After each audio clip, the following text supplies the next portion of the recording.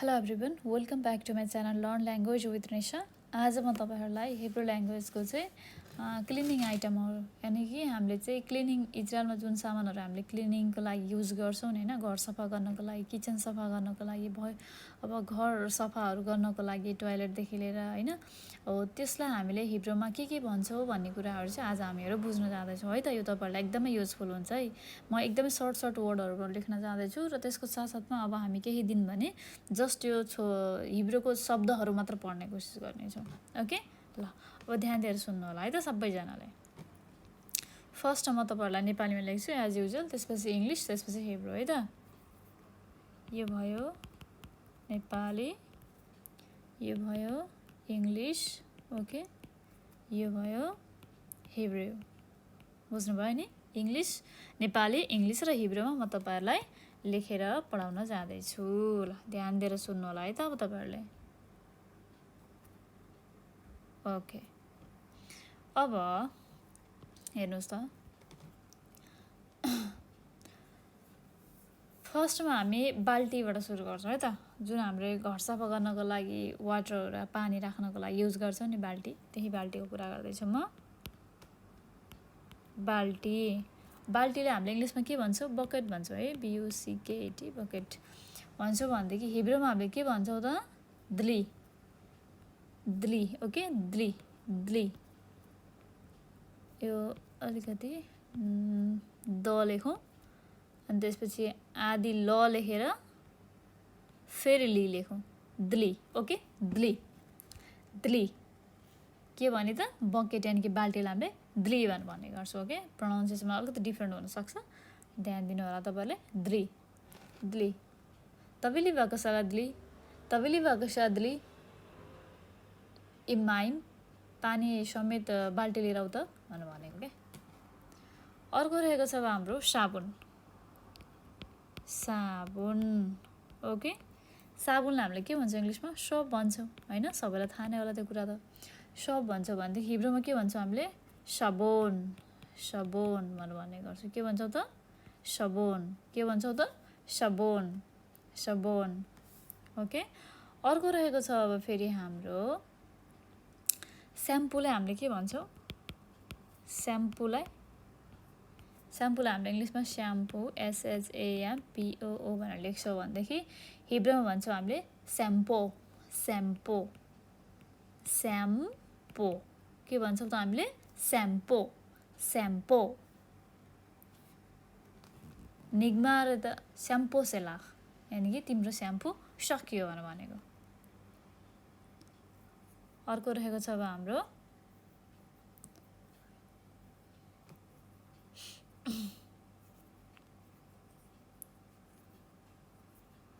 कुच्चो, कुच्चो पनि लेखौं, घरबाट हाल्ने कुच्चो हैन। कुच्चोलाई हामीले इंग्लिशमा के भन्छौं? ब्रुम भन्छौं है। भनेदेखि हिब्रूमा हामीले के भन्छौं? मताते, मताते, मताते, ओके।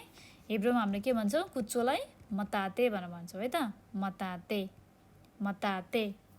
सफा, सफालाई के भन्छौं हामीले इंग्लिशमा? क्लीन भन्छौं हैन। हिब्रूमा के भन्छौं? नकी, नकी, नकी, नकी। Vacuum cleaner, vacuum cleaner, vacuum cleaner. Vacuum क्लिनरलाई हामीले इंग्लिशमा लेखौं हैन, VACCUM CLEANER। भ्याकुम क्लिनरलाई हामीले के भन्छौं त हिब्रूमा? सोएब अबाक, सोएब अबाक, सोएब अबाक, अबाक, ओके। के भन्छौं त हामीले भ्याकुम क्लिनरलाई? सोएब अबाक, सोएब अबाक, सोएब अबाक। आत्कनित सोएब अबाक खदास भनेको चाहिँ तिमीले भ्याकुम क्लिनर नयाँ किन्यौ भनेर सोधेको के। बुझ्नु भयो नि? सोएब अबाक, सोएब अबाक, भ्याकुम क्लिनर, सोएब अबाक। अर्को रहेको छ अब हाम्रो plastic bag, plastic bag, plastic bag,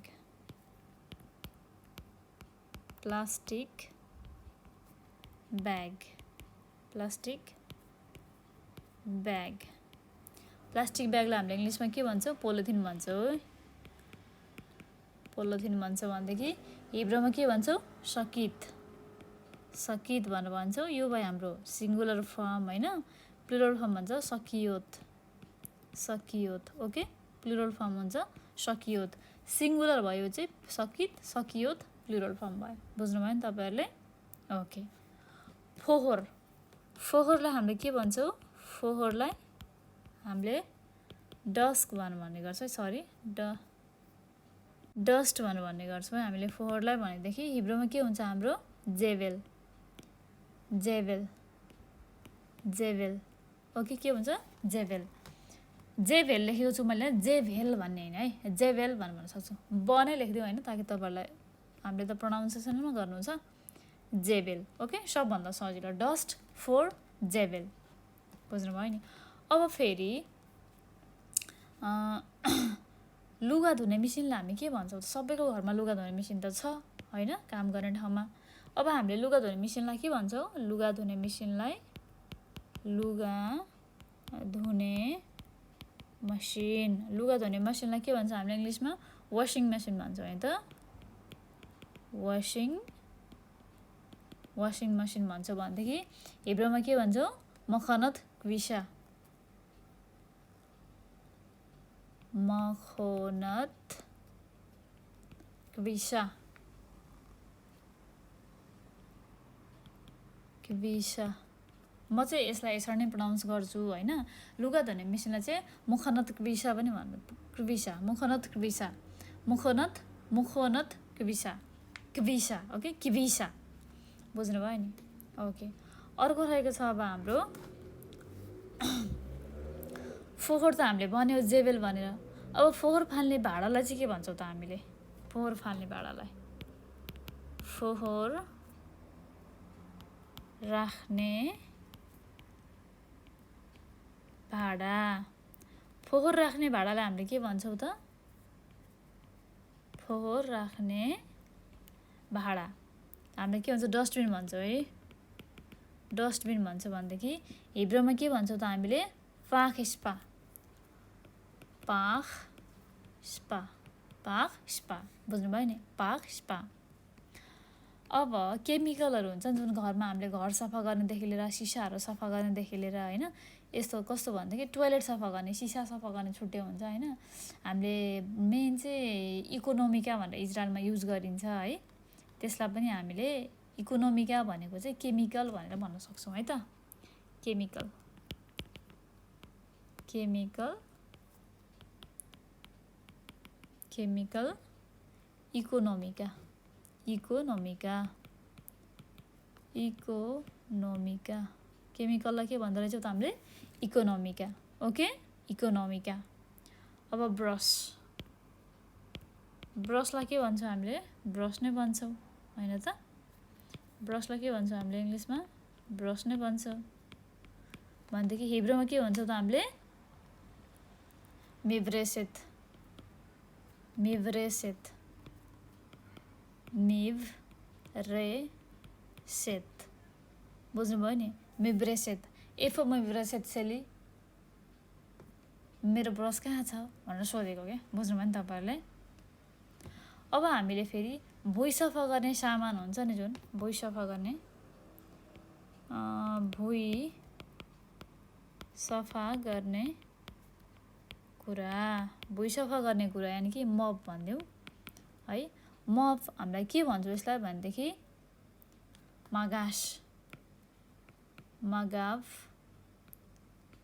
मगाव अथवा मगावे भन्दियौ न हैन मगाव तपाईले भएको छ मगाव त्यो भुइँ सफा गर्ने कुरा ल्याउ त भनेको भुइँ सफा गर्ने जुन हामीले त्यो मप जस्तो हुन्छ नि त्यसलाई चाहिँ हामीले मगाव भन्ने गर्छ त मगाव मगाव बुझ्नु भयो ओके अब लट्ठीलाई हामीले के भन्छौ भुइँ सफा गर्नको जुन हामीले लट्ठी युज गर्छौ नि लट्ठी लट्ठी हामीले स्टिक भन्छौ इंग्लिशमा हिब्रूमा भन्छौ हामीले मक्केल मक्केल मक्केल मक्केल जुन हाम्रो त्यो मप किसिमको हुन्छ नि जस्तो एउटा मक्केल भनेर पनि जानिराखौं हैन एटलिस्ट त्यो अब मपलाई के भन्छ भनेर आएन भने त हैन अथवा यो हाम्रो जुन सफा गर्ने यो जुन हाम्रो घर सफा गर्नको लागि जुन एउटा लट्ठी हुन्छ नि त्यो सफा गर्नको लागि त्यसको नाम आएन भने त एटलिस्ट मकेल मकेल भनेर पनि भन्न त सकिन्छ नि त। यसो आँखाले इसारा गरेर देखाइयो भने बुझ्न त सक्यो नि त, बुझ्ने मान्छेले त्यति भनिदिएपछि त होइन।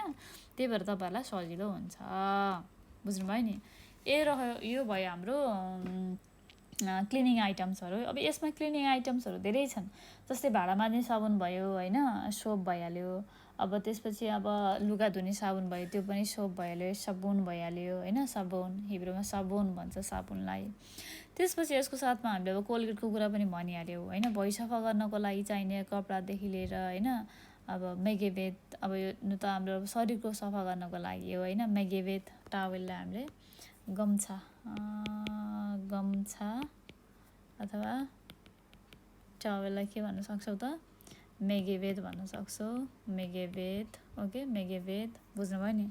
मेगेबेत भनेको चाहिँ गम्छा अथवा टावेल जुन हामीले हुन्छ नि नुहाइसकेपछि सफा गर्न आफ्नो ज्यानलाई शरीरलाई ड्राई गर्नलाई जुन पुस्ने गर्छ नि गम्छा, त्यसलाई हामीले चाहिँ मेगेबेत भन्ने गर्छ। टावेल इङ्ग्लिसमा भन्नुपर्दा सजिलो बुझ्नुहुन्छ तपाईँहरूले, टावेल भनेर बुझ्न सक्छौँ। यो चाहिँ हाम्रो के भयो त, क्लिनिङ आइटमहरू हो। क्लिनिङ आइटम भनेर मैले यो घरको क्लिनिङ मात्र भनेर भन्न खोजेको छैन यसमा। मैले दाँत मान्ने ब्रसलाई के भन्छ त्यो पनि भनिराखेको छु, र त्यसको साथमा चाहिँ गम्छालाई के भन्छ त्यो पनि भनिराखेको छु। त्यही भएर घरको सरसफाइ मात्र होइन कि मान्छेको शरीरको सरसफाइको पनि मैले एक दुईवटा कुराहरू यहाँनिर भनिदिएको छु, बुझ्नुभयो नि। ल अब यसको साथसाथमा धेरै छन् होइन क्लिनिङका आइटमहरू त, तर अब मैले धेरै जसो जानेको अथवा धेरै जसो युज हुने भन्दा पनि हाम्रो इजरायलमा चाहिँ धेरै जस्तो युज हुने चाहिँ कुराहरू चाहिँ यिनीहरू नै हुन्। सो तपाईँहरूले यति कुरा मात्र याद राखिदिनु भयो भने पनि सेन्टेन्स मात्र बनाउन जान्नुपर्छ भन्ने ठुलो कुरा होइन क्या। एटलिस्ट तपाईँहरूले वर्डहरू मात्र बुझ्नुभयो भने पनि त्यो शब्दहरूले पनि तपाईँहरूलाई पुरै सेन्टेन्स बनाउनलाई अथवा बुझ्नलाई सहयोग गर्छ, र चाँडैभन्दा चाँडै हिब्रू बुझ्न सक्नुहुन्छ। र धेरैजनाको कुरा छ होइन, हामीले हिब्रू त चाहिँदैन, हामीलाई इङ्ग्लिस आउँछ भनेर। तर तपाईँ आफै नोटिस गर्नुहोस् होइन, सबै ठाउँमा इङ्ग्लिसले काम चल्छ भन्ने हुँदैन क्या। तपाईँले आफैलाई डिफिकल्टिज हुने हो होइन। त्यही भएर अलिकति हिब्रू जान्दा राम्रो होइन। अब हुन त नजाने पनि भइहालेछ, तर जान्दा चाहिँ धेरैभन्दा धेरै राम्रो नै हुन्छ इजरायलमा काम गर्नेहरूको लागि। ओके, ल अरूभन्दा पनि अब जस्तै क्लिनिङको कुरा चाहिँ यति नै हुन् होइन, हामीलाई जुन चाहिने इम्पोर्टेन्ट चाहिँ। अरू यावत कुराहरू त पढ्दै गएपछि, हेर्दै गएपछि, काम गर्दै गएपछि सिक्दै गइन्छ, बोल्दै गइन्छ होइन, सामान्य भएले। एकचोटि हामी रिपिट गर्छौँ है त। सफा गर्ने सामग्रीहरू, क्लिनिङ आइटम्स, खोमेरिम, निकुई। ओके, फर्स्ट म तपाईँहरूलाई नेपालीमा भन्न जाँदैछु, त्यसपछि इङ्ग्लिसमा, अनि त्यसपछि हिब्रूमा। बाल्टी, बकेट, द्ली। जिब्रोलाई यसरी टक्क यसमा हाम्रो माथिको दाँतको जुन गिजा छ नि, गिजामा टक्क अड्डाउनु पऱ्यो क्या। द हामीले कसरी भन्छ, द्ली यसरी क्या, द्ली। अनि त्यसपछि अर्को रहेको छ साबुनलाई हामीले के भन्छ इङ्ग्लिसमा, सोप भन्ने गर्छ। हिब्रूमा के भन्छ त हाम्रो, साबुन। स्याम्पू हिब्रूमा के भन्छ हाम्रो, स्याम्पोन। म चाहिँ स्याम्पोन भन्ने गर्छु है। अब यहाँनिर तपाईँहरू चाहिँ स्याम्पो भनेर पनि बुझ्न सक्नुहुन्छ। कुचो, ब्रुम, मताते, सफा, क्लिन, नकी, भ्याकुम क्लिनर, सोइब अबाक,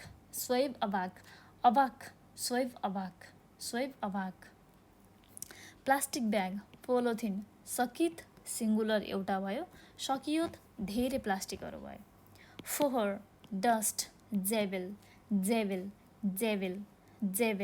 लुगा धुने मसिन, वासिङ मेसिन, मुखनत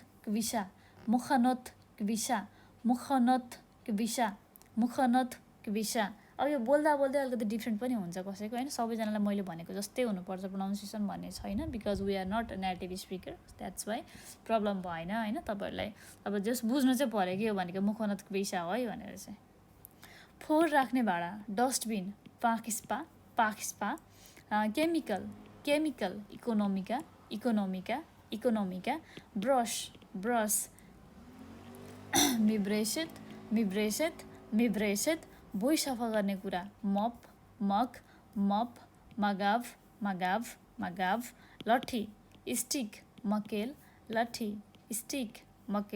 गम्छा, टावेल, मगेवेत,